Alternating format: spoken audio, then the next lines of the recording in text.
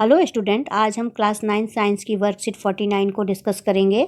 हमारा बायोलॉजी का चैप्टर चल रहा है ऊतक, और आज इसमें हम जटिल अस्थायी ऊतक फ्लोएम के बारे में समझेंगे। तो आइए शुरू करते हैं। सबसे पहले है क्वेश्चन कि पौधे में भोजन का संवहन किस प्रकार होता है, यानी पौधे में जो उसकी पत्तियां भोजन बनाती हैं वो एक जगह से बना हुआ भोजन दूसरी जगह तक कैसे पहुंचाया जाता है। हमने जाना पादपों में जड़ों द्वारा मिट्टी से जल और खनिज लवण के संवहन का कार्य जटिल अस्थायी ऊतक जाइलम द्वारा संभव होता है। पहले हमने पढ़ा है, जाइलम को हम पहले पढ़ चुके हैं। तो जाइलम क्या करता है, वो पौधे में पानी का संवहन करता है, जल और खनिज लवण दोनों का।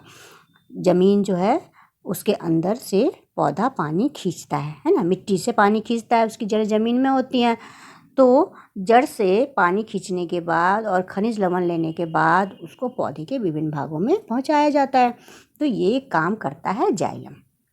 अब दूसरा एक जटिल अस्थायी ऊतक है फ्लोएम, जो पत्तियों में बने भोजन को पौधे के विभिन्न हिस्सों तक पहुंचाने का कार्य करता है, और इस क्रिया को कहते हैं भोजन का स्थानांतरण। संवहन नहीं कहते, संवहन जाइलम के केस में कहते हैं संवहन, जबकि जल और खनिज लवण को पहुंचाया जाता है। लेकिन जब भोजन को पहुंचाया जाता है तो उसको स्थानांतरण कहते हैं।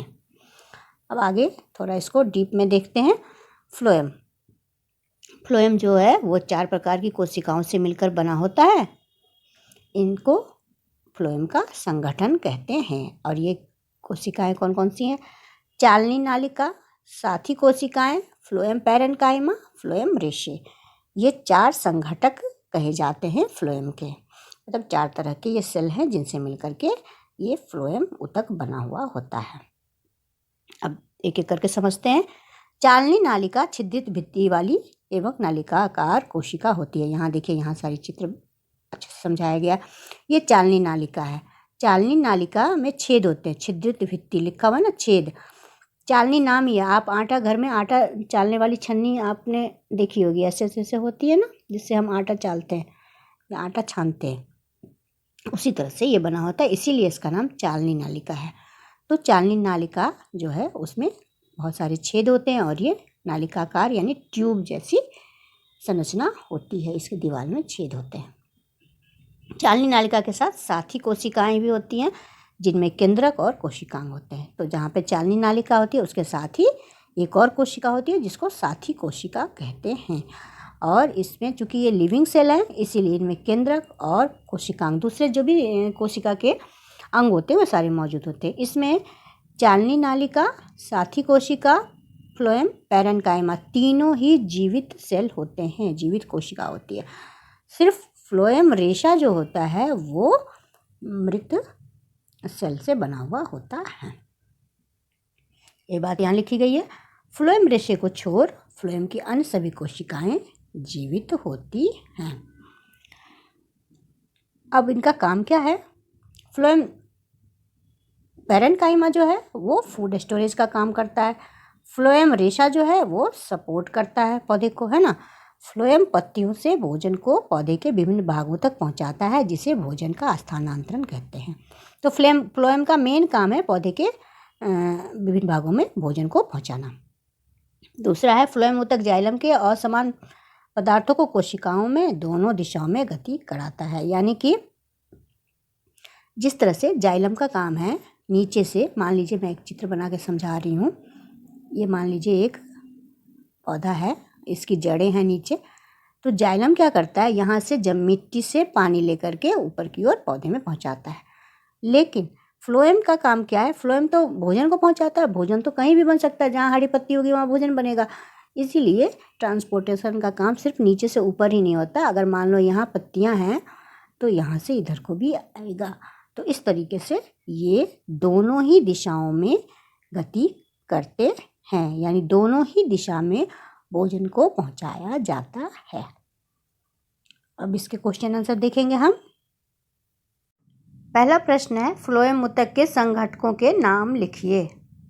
तो इसका उत्तर लिखेंगे। फ्लोएम ऊतक के 4 संघटक हैं, चालनी नालिका, साथी कोशिकाएं, फ्लोएम पैरेन्काइमा और फ्लोएम रेशे। सेकंड क्वेश्चन है, जाइलम और फ्लोएम में अंतर स्पष्ट कीजिए। बहुत ही इंपॉर्टेंट है ये, बहुत बार हमारे पेपर में आ चुका है, आता है, इसलिए इसको अच्छी तरह से याद करके लिखेंगे आप। जाइलम मृत कोशिकाएं होती हैं इसमें, फ्लोएम में जीवित कोशिकाएं होती हैं। जाइलम की कोशिका भित्ति यानी सेल वॉल मोटी होती है, फ्लोएम की कोशिका भित्ति पतली होती है। जाइलम में वाहिका और वाहिनिका ये दोनों पाए जाते हैं। फ्लोएम में चालनी नालिकाएं, सहचरी कोशिकाएं पाई जाती हैं। कोशिका द्रव्य नहीं होती, चूँकि ये मृत कोशिकाएं हैं, जैसे कि हमने पॉइंट फर्स्ट में पढ़ा था, तो इसीलिए इसके अंदर कोशिका द्रव्य मौजूद नहीं होता है। लेकिन ये फ्लोएम जो है वो जीवित कोशिका है, इसलिए कोशिका द्रव्य होता है।